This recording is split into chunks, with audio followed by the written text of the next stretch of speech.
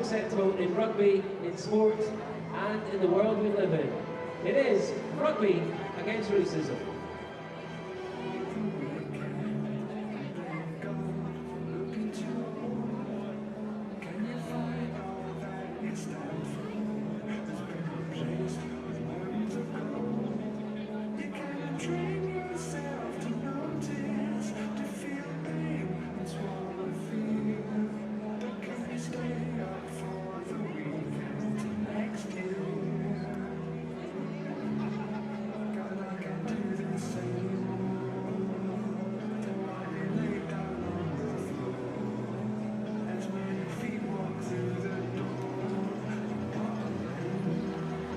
"12 matches, 746 points, and an unquantifiable feast of talent later, and we're here.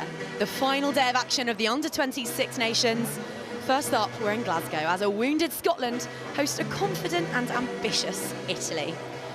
I hope you've plenty of snacks in and no Sunday plans whatsoever, because the action is coming thick and fast. And all-conquering Ireland look to make it double Grand Slams this weekend at 5 p.m. up against England before France hosts Wales in Oyonnax at 8 p.m. local time. Things could be done and dusted by then, though. If the table-toppers get the job done at Musgrave Park, they've won the lot. But should the Red Rose upset the reigning champions, it could be France's year with a win over Wales, who look destined for this season's wooden spoon. Kenny Murray's young Scottish side had a torrid time of it last Friday. 82 points put on them by a ruthless Ireland, and this place got very quiet indeed. The fans have returned, though, eager for a bounce back, and so too has former Scotland captain, the ever-wonderful Rory Lawson, who enjoyed quite the helter-skelter at Murrayfield yesterday. My heart rate's just come down, Claire. Good afternoon. Yeah, no, it was a helter-skelter indeed, a dodged bullet for Scotland, and I think learnings that you must be on your game, and you must take opportunities when they come your way. And I think for Italy, it was a huge missed opportunity yesterday to notch a big away win at BT Murrayfield, but Scotland got over the line and secured that third place. And for this Scotland side, it's the opportunity to show what they're about, respond after a hugely disappointing evening here 8 days ago at Scotstoun, and they were both sides here looking to finish with their second win of the championship, and with a bang. There is so much at stake here today. With a win, Scotland rid themselves of that undesirable wooden spoon, put some pride back in that jersey. Italy, as you said, they want to finish with a flourish and possibly even challenge England for third spot in the table. Who's the most motivated of these young men emerging now? I think you'll see the focus on the faces. This is the final kick of the ball in the Six Nations for these guys. And we heard from Kenny Murray before the game talking about how they had spoken about it could be the last time that many of these guys play in the Under-20 Six Nations. For some of them, it could even be the last time they play for Scotland. Who knows? So they'll be looking to leave everything out there. I think it's a hugely important afternoon for both sides, really. It's amazing if you look back and you've picked up one win in the championship. It's, you know, both sides would be disappointed with that. 2 wins, it starts looking significantly better. So we'll wait and see what happens. It's likely that Italy will finish above Scotland no matter what the result, given the points difference and the number of bonus points they've picked up. But it should be a really interesting clash of two styles, an Italian side with a huge amount of power, a Scottish side with slightly lighter weight, but also just looking to move the ball and play it high tempo. Into the fifth round now of the competition. These young men are getting used to the fanfare and the ceremony, but I bet they'll never tire of singing these national anthems.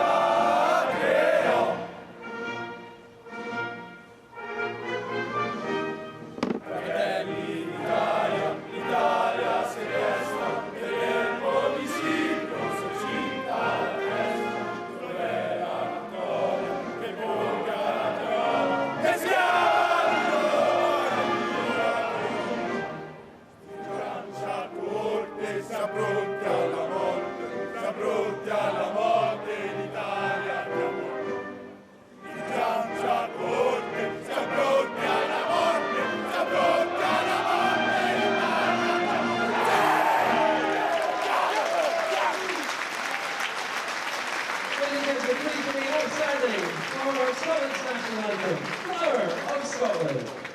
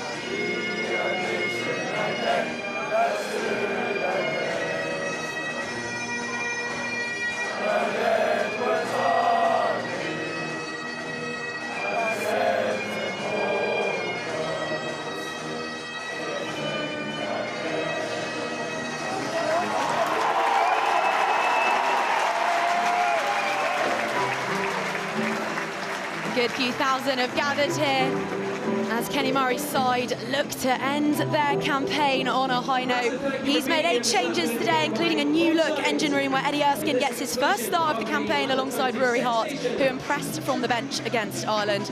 Try-scoring machine and human Brillo pad Rudy Brown is out injured, but Sam Derrick brings plenty of abrasiveness of his own to that open side jersey. Continuity at centre, where Kerr Yule and Duncan Munn have missed just 8 minutes of rugby between them, but it's all changed at half-back as the Ayrshire Bulls duo of Ben Afshar and Richie Simpson return.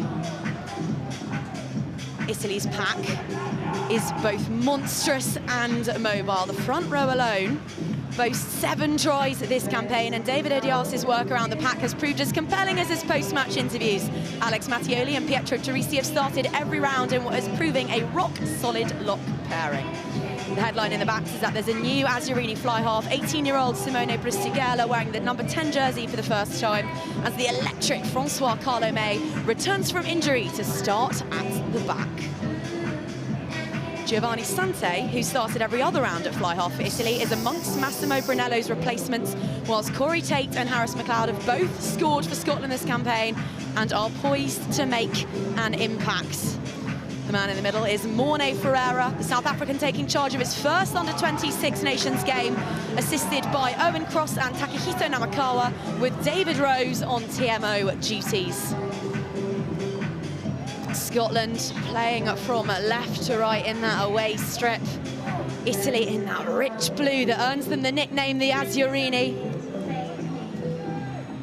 Scotland won the toss. They opted to get things up and running today. The title might be out of reach, but there is still oh so much to play for. 5th versus 4th in this final round of the under-20 Six Nations. Scotland against Italy, the first of an unmissable triple header of under-20s action. So buckle on up, it is great to have you with us. Ladies and gentlemen, thank you for being here to Scotland. For your team, please now, here we go. make some noise! It's a deep kickoff and gathered by the imperious David Odiasi. Not missed a minute of this campaign, the open sides. He's made more dominant tackles than anyone in the competition, but it's him being tackled now. And it's slow ball from the base of that one for Batara, who hoists it high and straight into touch. Yeah, just the start of the Kenny Murray's charges would have liked from the kickoff. Big kick chase, chop tackle, and then Sebastiano Batara couldn't make too much yardage on the kick. Italy are playing into the breeze in this first half, so Scotland with the wind at their backs and keen to get out the blocks quickly. Jerry Blythe-Lafferty making his first start of the campaign, finds his mark with immediate advantage to the delight of the Azzurrini. Front lifter. Yeah, the penalty goes against Craig Davidson, stepping across behind the lifted player to act as a blocker between the ball and the Italian defenders. So we'll see a replay of it here. Number 1 jersey, you see there, just stepping in front. I've seen them given, I've seen them one of those. Not given, it's one of those, but it's an early statement from the referee. That was not straight. Some nerves very much on show so far. There is a lot to play for today, and Rory, I've got a fun fact for you. Go on. Italy have lost every single first half of rugby of the campaign, but they have won every single second half. So how do they start better today? How do you work on that in the week when it's clearly such an Achilles heel? Well, I think that they're playing into the elements, so they've only really got one option, and that's to try and keep the ball in hand or manage the kicking game well. But they'll be really keen to get dominance at the set piece, scrum and line out. So that'll only frustrate them, having lost that first line out with a not straight. It's Rory Hart who brings that one down, but it's Jerry Blythe-Lafferty who has it at the back and has quite the head of steam. It's through the hands of Afshar. Now Hart. It's a fizzing pass from Duncan Munn. Finds Geordie Quinn on the wing. Scotland applying plenty of early pressure here. Number 15, it's relieved neck roll. instantly. Number 15, over. A neck roll from 15, Dan King. Yeah, I think it was a neck roll, and I'm not sure if it was Dan King that took the player well beyond the ruck. There was an Italian body flew 3 or 4 meters away from that ruck, and the arm of assistant referee Owen Cross immediately came out, used his little microphone through to the referee. You see there Dan King, he comes underneath, and just that left arm came over the top. It was a lovely ball over the top by Munn, but here's Dan King, there he is. It's just a needless one. Skipper Giovanni Quattrini, the captain, he's been throwing at 89% so far in this competition, but with that stiff breeze, he will have his work cut out today. Passarella, the first receiver there, tipping it onto Odiase. He is so strong, carrying half of Glasgow with him, makes a good 5 meters there. But neither of these sides able to find a foothold just yet. 3 minutes played, and it is possession ping-pong at Scotstoun. Yeah, it certainly is, and you've mentioned the physicality of David Odiase, and I think there he carried into contact, and Scotland were ready for him. They knew he was going to come, but actually look at the work here by those 2 men in picture, Sam Derrick, and actually it's Kerr Yule as well, in number 12 jersey, who's been really impressive throughout this championship, heavily strapped leg, but the 2 of them just rather clung onto him like a limpet, and as soon as the ref's call came in to say maul, they knew when he went to the ground they didn't have to get away from the ball. Here's the pressure though. And yet somehow it's Richie Simpson who comes away with the ball from the base of that monstrous Italian scrum. The ball bounces loose and Dan King will race clear. It's a dream start for the Scots, and just look what it means to those young men. First blood to the hosts in the final round of this competition. Oh, I tell you what, with everything good comes bad, with everything bad comes good, it seems, and the good Italian scrum, Scotland somehow managed to get the ball out. It flew out the side of the scrum. Simpson does brilliantly, little right-footed step, gets this offload away to the Italian player, thrown back. Dan King barely had to break stride. He was continuing as if he was running a support line for Scotland to still be in possession. Italy turned it over, and from there the charge came. He didn't have to break stride. It almost turned into the equivalent of a grubber kick from Scotland. Bounced up, he couldn't believe his luck, and Dan King, the first on the scoreboard. It's a perfect start for Scotland. It's a nightmare start for the Azzurrini.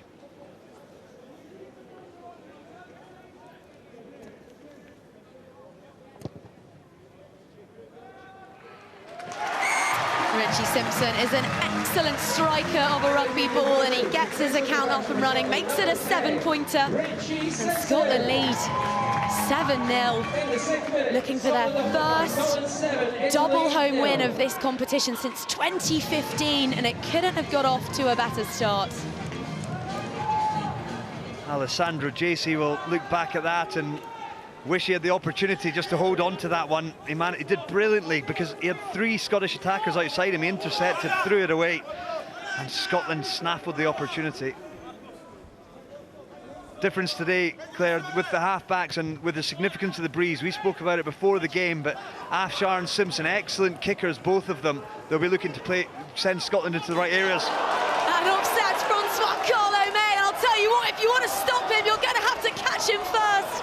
Look at the pace of the Clermont and Italy fullback. Here is Berlesi, freezer hand plucked from the skies by Kurt Johnston. Turned over and a massive net territorial gain for the visitors, looking to strike back immediately. Wow, Francois Carlo May, footwork, pace, power.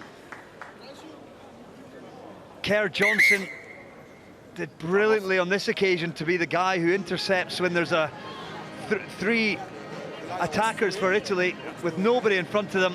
The push pass by Berlesi, Lizardo, brilliant cover by Kerr Johnson, but desperately Kerr Yo came over the top, dived off his feet, and it was an easy penalty. But look at this here from Carlo May.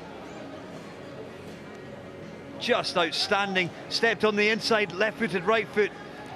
Only a Dan King lasso tackle around the ankles stopped that one, and then from there, just look at this again.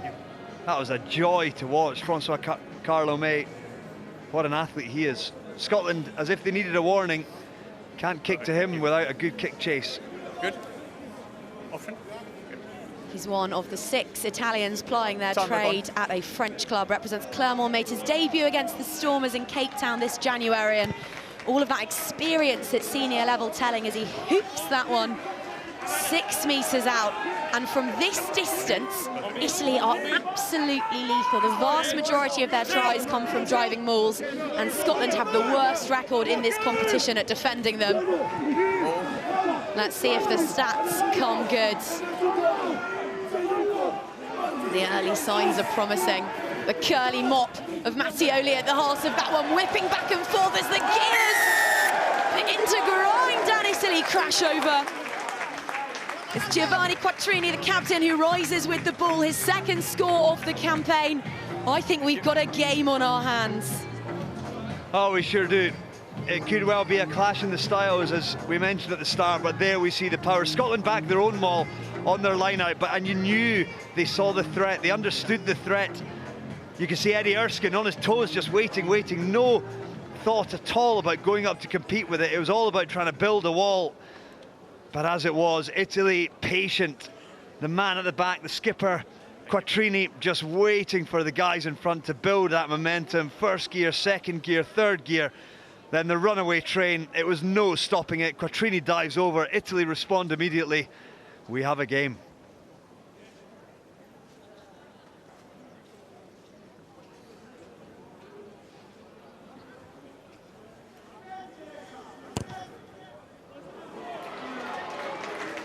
Italy's place kicking this competition has been woeful. There's no way of sugarcoating it. They've been striking the ball at 35%, and those 2 points drift-wise. It's proven costly, hasn't it, Rory? We saw it in round 1 against the French, but throughout this tournament, it's been a real weakness of theirs. Well, if you think how many points you leave out there, if you're only tracking at 35% of your kicks, Claire, it really is. It's such a big part of the game. It builds pressure, it builds scoreboard pressure, and it really should have got Italy over the line in round 1. But as it was, it did not on that occasion, and Richie Simpson choosing to go quick.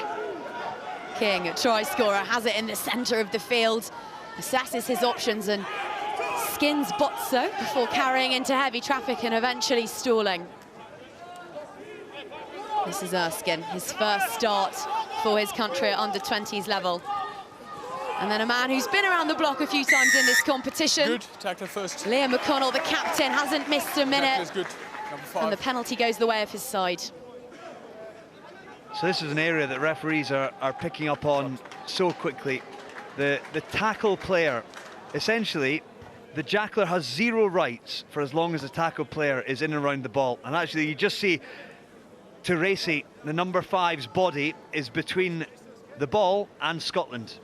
And as a result, the jackler doesn't have any rights at all to go for that ball. And I was talking to Finn Russell about it yesterday, and he was actually talking about Gael Fiku at Racing, and the amount of detail that they put into things, whereby if you see that the tackled player is in and around the tackle area, you don't even bother jackling, because you've got half a chance of getting away with it and still maintaining your defensive integrity.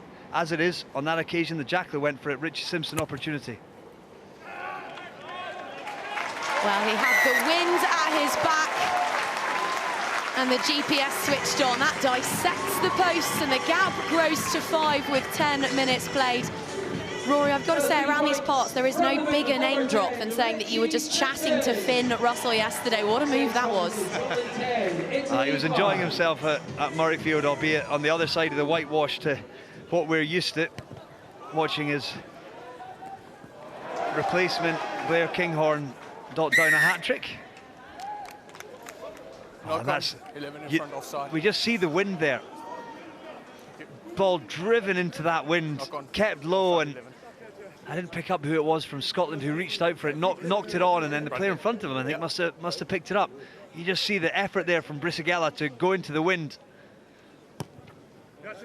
Just that ball tracking away, and it's just one of those errors which seems like a small error at the time, but it leads to a penalty, and we saw the devastating nature of this Italian maul in the opening exchanges, and I expect to see something similar again now. This is their party trick. So here comes the maul. It's a ferocious counter drive from the Scots, and Italy told to use it because they are going nowhere quickly. Here they come though. At the second time of asking, the big blue tractor just starts to roll towards the whitewash. It's Quattrini who has it at the base. Valesi alongside him. Legs pumping, heads down. The maul's down though, and that is infinitely better from the home side. Liam McConnell, just some brilliant work there. We see so often defending players penalised for changing their bind, but the Scottish skipper managed to somehow find his way through to the ball, get wrapped round the ball, and then when that maul went to ground, he didn't have to release. Just look at the blue headgear here. Manages to latch himself on. It's a one-man defensive system there. Obviously there are those pink jerseys putting a lot of work in, but even there was that man on the ball, the skipper doing skipper's work, and that'll give the Scottish defence, even though they could probably concede 10 metres at the maul, it'll give them a huge amount of confidence having defended that and kept the Italians out. Set. They do now have to defensively scrummage their way out of trouble, and Afshar is scragged immediately. Italy put such a solid platform out there with that meaty scrum. The in goals aren't big here either, Claire, so it becomes a difficult one. Ben Afshar is just going to try and rally the troops and find a space for him to be able to get an angle for a box kick. Duncan Munn pointing to the blind side, marshalling his troops, the outside centre. They're taking their time here, and you're right, it's the teeniest of in-goal areas. But up over the top, and that is a good kick from Afshar. Really utilised the win there. And the returning scrum half, who missed the last 2 rounds, and Scotland really felt his absence, making his mark on the game already. Yeah, he was excellent in round 1 down at Twickenham Stoop against England, and he's a really good footballer, natural footballer. He ended up at full-back in that match, actually. He's just got a really clever kicking game, sees the game almost like it's in slow motion, and there just had the composure and poise to be able to, and then the execution, and we're just seeing again the breeze at that line out. It's causing mayhem, particularly when you go to throw to the tail, and the skipper Quattrini there not being able to hit his man at double top. It swerved that ball. It left Quattrini's hands dead straight, and then just bananaed its way towards the free kick. Blythe Lafferty spent 22 months out of competitive rugby between a fractured spine and COVID, but he's back. Oh, and the ball is loose and offsets Filippo Bozzoni. Scotland get away with that one, because the last person you want pouncing on a loose ball is Bozzoni. He is rapid. Oh, I tell you what, Duncan Munn had his heart in his mouth there. He's given the apology wave to his teammates. he got the ball under huge pressure from Kerr-Yule, and he threw a really speculative no-look pass. Richie Simpson was running the line out the back, but that's one whereby you're just looking for last week's co-captain just to tuck it and carry. Under a bit of pressure, he forced the pass, and my goodness, Bozzoni will be cursing himself because it was there. He had a little bit more time than I think he felt he did. Italy's scrum had Wales on toast last week, drew 7 penalties from them, but Scotland are holding their own much better. What they won't be able to do up front is stop Francois Carlo-May, who carves his way back over the halfway line, and Italy will have it. And look to pull back a couple of points. A flat pass from Brisighella, but Destiny Aminu perhaps surprised by that one. Drops it forwards. It's on here. Blythe Lafferty here as Kerr-Yule looks for the man inside, but opts to dance on an arcing run himself, finds himself flirting with the touchline. Afshar to Davidson. Aminu with voracious line speed manages to stop him in his tracks. Simpson spots open turf, picks it out, the ball bounces and scudders towards the touchline. Brilliant from the fly half. It's just outstanding game management by Simpson. The long kick from the scrum, and then here just picking up his head, just seeing that Bozzoni had crept up a little bit on his wing, understanding the threat of the running attack. There was space in behind, and with a breeze at his back, he knew that the momentum was going to go with that ball on this artificial surface, and once again Scotland looked to put that Italian line out under pressure. That one, though, is cleaner. Quattrini finds his mark. Simone Ferreira is happy enough with the throw. The blue procession begins to ease its way clear of the try line, and Batara makes it almost up to halfway. We sometimes talk about a point wind, Claire. I'm just trying to work out what this wind at Scotland's back is worth. Is it a 6-point wind or a 10-point wind possibly? It's certainly significant at the moment. I'm not sure what the forecast is for later, but it's blowing a hoolie. Blowing a hoolie. I am pinching that. I don't know if I can get away with it with my accent, but I'll give it a try. Afshar. It's Duncan Munn carrying in hard there, and what a thunderous hit that was from Boturi. He's not missed one of his 30 tackles so far, but there's a missed one or two there, and Blythe Lafferty thought he was away and clear for a moment. Sam Derrick adds a carry to Scotland's attack. They've got to make the most of this wind at their back, and there's space on the outside there if they can just use it. Johnny Morris kept that hand free and fended off a couple. Here is Simpson. He's got Blythe Lafferty as mate in support over the ball, and Afshar to Davidson, the Zimbabwe-born prop who described the win over Wales as the best night of his life. He's loving his time in an under-20s jersey. Bozzoni manages to grab a handful of pink material and pull Simpson to the floor, but Scotland now racking up the phases before Italy managed to turn it over. And it is Marco Francesco Gallerini who rises from the breakdown, player of the match last week. Such an exciting young tight head.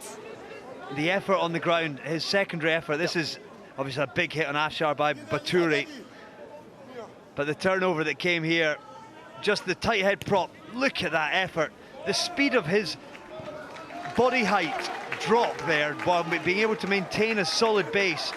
Really, really impressive. Huge man, but controlled his body weight, got his hands on the ball, and his side are rewarded with a penalty, and it's a really fabulous kick by Francois Carlo-May to be able to get them down. You know, they've made 35 metres into that breeze there.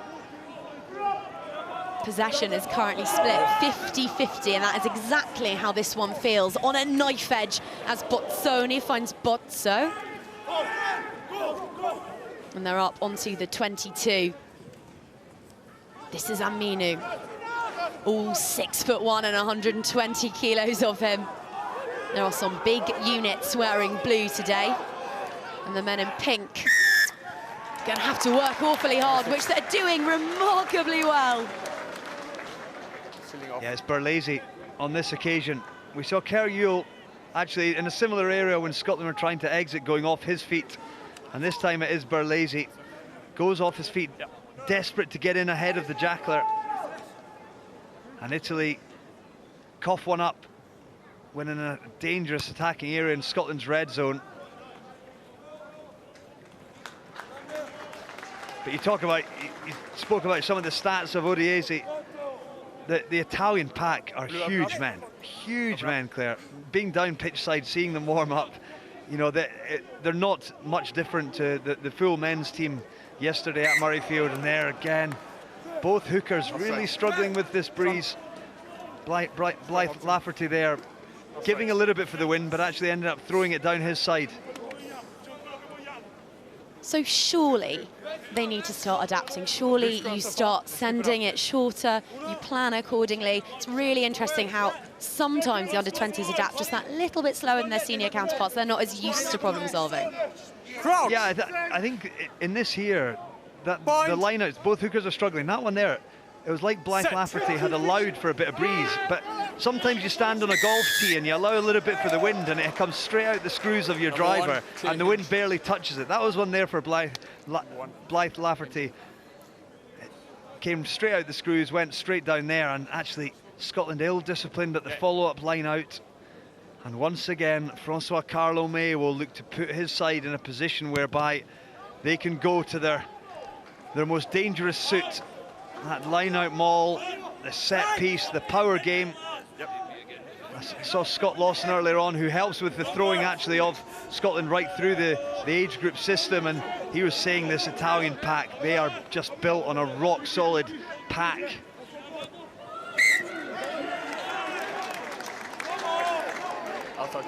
That is their third lost line-out in 22 minutes, Italy. Incredibly frustrating because, as you say, Rory, that's their super strength. It's their bread and butter. Yeah, particularly, you know, you talk about the points on off the tee that they've coughed up.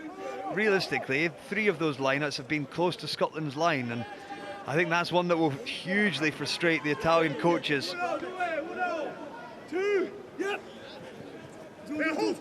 Blythe Lafferty has played all across the front row in his international career, but popping up as an under-20 at hooker. And gets his job done there. Scotland, inch by inch, making it out of their 22, and with an advantage as well. And Afshar hacks it up and over the top, but we will come back for the penalty. Number 6, changing line, side entry. It's in that area again, Claire, that I spoke about. Referees now, the changing of the bind in the maul. Essentially, when you bind in the maul, you've got to be able to, you've got to hold your bind, and as soon as you go to change it, you've actually got to come in at the back. It's almost like you disconnect from the maul and you've got to come in from the back again. On this occasion again, it was Berlazy who changed his bind at that maul in order to desperately defend, and it's a cheap one again, because Scotland inside their own 22, you give away a penalty, now they're defending a line out inside their own half. They're defending a line out, and they're struggling to make their tackles. Italy have missed 9 already, and there go another 2. It's a somersault from Dan King, a roly-poly. And here is Simpson, who's having a really impressive afternoon already. Kerr Johnston scampers back infield, and Erskine. Quick hands through to Simpson and Munn and King, and there's acres of space here. Geordie Gwynn did really well there because there were some big men gunning for him. The tension in Scotland cranks up a notch. Oh, but the pass hits the turf, and here goes Odiese. Kicks it once, kicks it twice. Has he got the legs? Oh, the bounce of the ball is a cruel thing.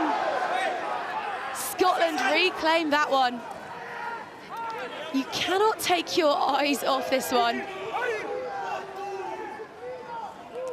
There's a possession lottery here in Glasgow. I feel like the side who managed to cut out the errors first will be the one who really take this game by the scruff of the neck. May. nearing 100 metres already for the afternoon. And Minu driven backwards by Blythe Lafferty. That was a mismatch even between the two front rowers, but you wouldn't know it to look at the outcome. Pastorella, the big 6'3" outside centre. Scotland doing everything though to disrupt assets. It's their 4th turnover. They are not messing around at the breakdown this afternoon. Time off, injury. Oh, Kenny Murray said before the game that they sat off at Ireland last week. They sat off and they waited and they respected them too much. And that he wanted to see a real fight and combat from Scotland this afternoon, and he's getting exactly that. Scotland know that Italy are scarcely capable of kicking the ball in open play. So if they keep their discipline and pin that field position, that man in picture will be pleased, because they believe that defensively they can really trouble this Italian side and force them to keep the ball in hand from inside their own half. And they've just about edged it so far, Scotland, this afternoon, if they can keep their discipline. But I was talking about the breeze and understanding that they've got 15 minutes left of this first half. I think they need another score or two to be able to be a little bit more comfortable going in at half-time. Thank you. Well, Evan Cairns was making his debut at under-20s level, and it's been cut cruelly short. Robbie Deans wearing 18. The Edinburgh tight head is on in his place. Perfect, thank you.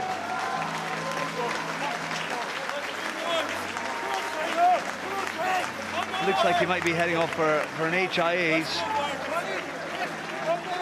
looking a little bit groggy. I say while he goes off, they'll go through the necessary protocols from now, but big challenge now off the bench for Robbie Deans, first scrum of the afternoon. Well, straight into the melting pot that is the Italian scrum, but they get it away quickly, and Kajul is able to hurdle a couple of Italian bodies. Here is Bozzoni. Met absolutely thunderously, and the diminutive scrum half come winger is driven backwards. Gallerini brought swiftly to the ground there. Last feet. Scotland again looking to contest at the ruck, make it really uncomfortable for Italy to exit. Zara hoists up a steepling kick, and you can see again the effects of the wind. Yeah, that's straight out as well. He was just outside his 22. Okay, blue on the line. It's a really difficult kick. He's kicking straight into the teeth of the wind, but Scotland now with a fabulous field position.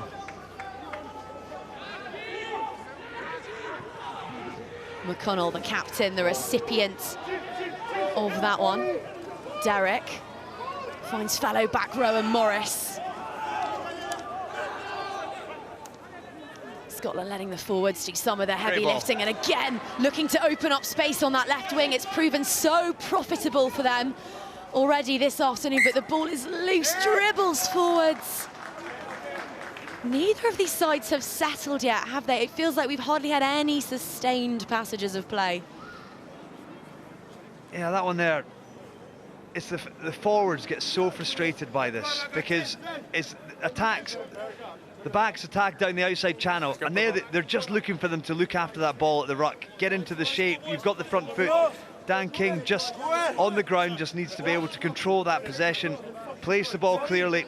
Not sure exactly if it came off a foot or if he just gutted it on the ground, but you look at the attacking opportunity, the platform that they had, the position on field that they had, and now they're facing a scrum that I think Italy will look to just keep in and build that pressure, because they've not had too many put-ins, albeit they've had a very dominant scrum. Well, May is stood right by the post. I think he's trying to camouflage himself up against the blue upright protector. But it turns out they didn't need a backs move, not when the big men up front could get the job done and earn themselves a penalty. They'll clear their lines, I suspect, through May's cannon of a boot. Right on script, Claire, there. I think just understanding that Italy, I think they felt the dominance at scrum. You've seen on Scotland's put-in, they've been going backward a lot of the time. Italy there had the put-in of their own. And I think they just realised that they could just squeeze Scotland, get them going backwards, and as it was, referee Morne Ferreira gave that penalty very clearly. And you mentioned it, that howitzer of a left boot that Francois Carlomé has. He's got no right to kick that ball 50 metres upfield into this breeze, but he's done so. And that was an absolute mess. Looking for the cute option there, I think Quattrini was looking to play it short, but came unstuck in all sorts of departments. I think that's their fourth line-out loss from 9. Alex Mattioli, unable to gather that one. Obviously, as you mentioned, looking for the short one, but that almost looks like one that they've not really drilled before, and it's possibly, you know, they're having to dig deep into their box of tricks to be able to work out how to overcome these the challenges of the wind and the line-out disconnect that they've seemingly had so far this afternoon. But even that one there, just not going to hand, only over 5 metres. Time off. Stability both sides. Ferreira not happy with either side's contribution to the scrum there. Let's just rattle you through the two front rows. Craig Davidson, Jerry Blythe Lafferty and replacement Robbie Deans packing down in pink for the Scots. Destiny Amino, Giovanni Quattrini and Marco Francesco Gallerini for the Italians. Stand back on. 16 very large young men rolling up some very large sleeves. And going toe-to-toe in the centre of the pitch here at Scotstoun. It's dry as you like today. Perfect conditions for running rugby. Ball out to tunnel. Ball out to tunnel. Can't play on. Same ball. Claire, for me, if I was wearing the pink heathery colour of Scotland this afternoon, as scrum half, I'd be having a word to the front row and say, okay, I'm going to go down to feed it, and then just let the scrum go backwards, because they're going back at such a rate that I think with that you could probably end up playing the referee a little bit and forcing him into giving a free kick for Italy pushing early. Because such as their dominance at the moment, they're predicting when Ben Afshar is going to put this ball in, and the power comes on immediately. So almost just dummy it, knowing that they're going to get them going backwards. But Scotland win it on this occasion. And it's Yule, the inside centre, who picks out his fly half Simpson, but it's May who diffuses that one, places it backwards. The counter-up is ravenous, and Scotland goes off feet. Celebrate that one as though it's a score. It's one-way traffic at the breakdown this afternoon. Tell you what, Kerr Johnson, he's getting a lot of the accolades there. And his secondary effort, it was really fabulous work. He's a big lump, he's a big, fast man. And wingers don't always like to do some of the tough stuff, but that time there, it was Johnston who got in and drove through on the players trying to get over the top. We'll just see here, from the kick chase, Richie Simpson, it wasn't a great nudge by him, but Francois Carlomé came in. The chop tackle was made. Johnson, look at him here, gets in over the top of it, and then he drives the Italian player backwards. They go off their feet, he wins this side a penalty. That's once backwards. These sides have played one another 15 times in this competition. Scotland coming out on top on 8 occasions. Italy 7 times. But they've won 4 of the last 5, so this is not going according to script. Scotland have come out swinging. They've picked themselves up off the canvas of last week. But the latest momentum swing in this roller coaster of a rugby match has gone the way of the men in blue. And it's Quattrini who rises, along with Gallerini. You know what, I think this one, I'm going to give a credit to Filippo Bozzoni, the left winger. I'm not sure if we'll get it again, but a lot of the work was done by the heavies, the big piano pushers in front of him. But I think you mentioned he can play scrum half as well, so he's maybe got a bit of brains about him. But Bozzoni got in there on top of the ball, and as it was, he got onto Blythe Lafferty, held the ball up, knowing again, he managed to just sneak in. There he is, the diminutive little fella, snuck in unnoticed. Something that some of these big units can't do, Claire. He managed to get in there, get on the ball, and his pack are now going to deliver a big shove in response to thank him. Another scrum penalty. Like you said, Rory, the piano pushers getting the job done. I absolutely loved that you said that he plays scrum half, so he might have a bit of brains about him. Spoken like someone who wore number 9 jerseys an awful lot of the time. Hey, it's all relative. The brain power is all relative, Claire, of who's around you. Yeah, both on the line. On the line. Just the power game here. Just knowing they've got the dominance, you can just see that Scottish scrum just folding like a pretzel in the end. Come off, you're coming in afterwards. How many numbers? How many numbers? 5. 5 in. And I'll tell you what, the footwork at the base of that from Jacopo Botturi, Calvisano number 8, was fantastic. Such control. It's a pirouette from Batara as that one hits turf before it can be gathered. Use it! It's a big blue caterpillar, and Gallerini, all 135 kilos of him, trundles up. Use it! Adds a couple of meters to this arduous exit that Italy are executing. Touched. Up over the halfway line, and Johnston slides to gather that one before leaving Odiase clutching it at thin air. Skip to Simpson. Yule. And again, that left wing coming under fire. Oh, you heard the clatter there of Manon Berlesi.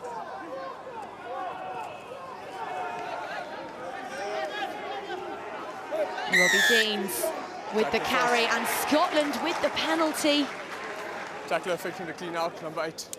Gallerini absolutely fuming there, the tight head prop, that man in picture. Again, he was the jackler, but Botturi couldn't get out of the tackled area. It's a really similar area to where Richie Simpson nudged one earlier on. But we'll just see here again in the replay. Lovely little sleight of hand here by Erskine. And Robbie Deans on the carry, but just Botturi not getting out of that tackle area quick enough. And it looks like Ben Afshar is going to line up a shot at goal here, looking to extend that gap to 8 points. He is a kicker. He slotted a penalty already in this championship, the Edinburgh Academy scrum half. Interesting that when it's won at range, it's the scrum half who steps up. All he's worrying about here is the angle, because he knows that he'll have the legs easily enough.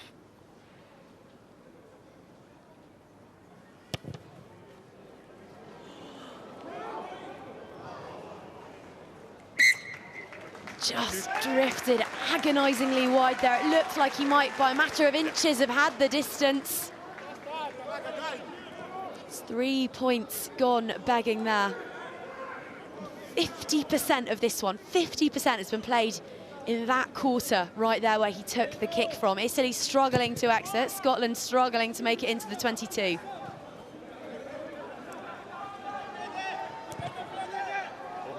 It's a low questing effort from King, but May is right up to the task. Looks to assist himself. Yes, he trips there in open field. No, Ferreira says no, our referee. Afshar drops it to his laces. May has it again. He is so classy, May. He is so good. Just the coverage in the backfield, just watching him, just effortless. To hit off the ball on Simpson, a bit lazy from the fullback there. Scotland have an advantage, and Geordie Gwynn has a chance to stretch his legs, kick it up on. Again, not quite as accurate, these kicks to themselves as these youngsters might quite like. Italy have it 5 metres out from their own try line. They cannot make it into the Scottish half. Use it. It's slow on the ground again. Batara sends it out onto the track around the outside of the pitch. Francois Carlo May becoming a bit frustrated off that kick chase. You look at this, see the meters he's made already, and he's obviously got that enormous left boot as well. Frustrated on the kick chase there, he ended up just tackling one of the Scottish players without the ball, who was in his kind of line to try and regather. The penalty advantage was coming. Scotland moved it into that wide left-hand flank, and Geordie Gwynn, a rugby ball bounce away from a chip and regather and a score down that left flank. Important now, though, when you look at that clock there, 2.25 minutes to go of this first half. I don't think Scotland will feel like 10-5 is the reaction they want and the scoreline they want going in at half-time, because they have had the dominance. You look here, here's the kick chase. Look at Carlo May here. He's going to go for it and ends up hitting Richie Simpson, who has actually just been down getting treatment afterwards. Jordy Gwynn put on the afterburners down this left flank, but I think it's really important Scotland score here. A score of any point now, I think, is hugely important with the overall view of this game. Particularly given that Italy have won all 4 of the second 40s they've contested in this championship. Scotland want a buffer, and 5 points probably won't cut the mustard against a fired up and ambitious Italian side, especially if Scotland are going to concede a 5th handling error, which they do to mutual frustration. I think both sides are really feeling the pressure and aware that neither of them have scored anything meaningful for half an hour now. Yeah, it's been error strewn, hasn't it? There's been just a little lack of quality. You can see why both sides have struggled to be able to put together the performances needed to win matches at this level. That was just Robbie Deans under a huge amount of line speed pressure there, in fairness to him, but he'd still expect to just catch that one, take the hit and recycle the ball. I expect to see an Italian scrum once again look to turn the screw and potentially buy a penalty that can give them the opportunity to clear their lines and get down into the changing rooms at half-time, just 5 points down.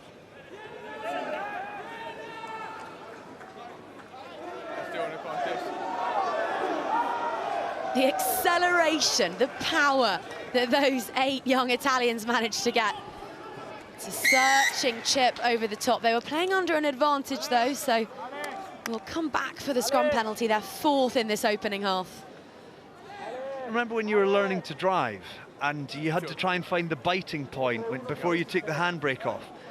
I think this scrum almost reminds me of that, but it's like they put 3,000 revs before they take the handbrake off and take their foot off the brake, because there's a bit of a battle from Scotland, but Italy just know that if they keep the pressure on, they're going to get out the blocks, and that car, as it were, just starts accelerating through the scrum.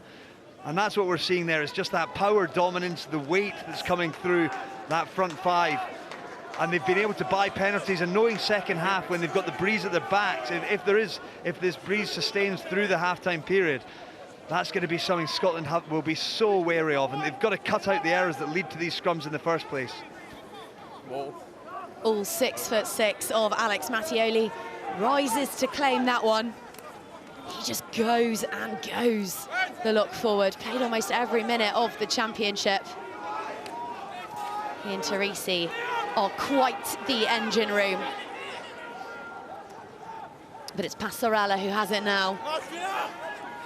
Had a couple of appearances in the URC, the young outside centre. Trading in the colours of Benetton for those of Italy today. The clock in the red, Bristigallo with a carry, held up. But not quite for long enough. They'll have another bite at the cherry. This is Botturi.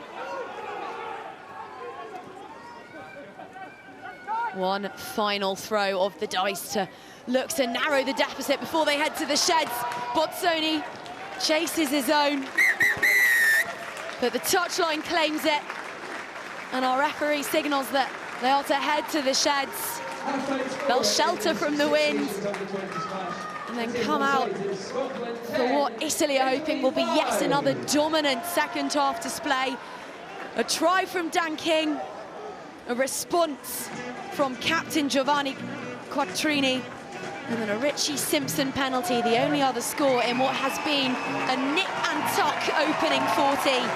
The final round of the Under-26 Nations, the first match of our jam-packed Super Sunday. Scotland leading at half-time, 10 points to 5.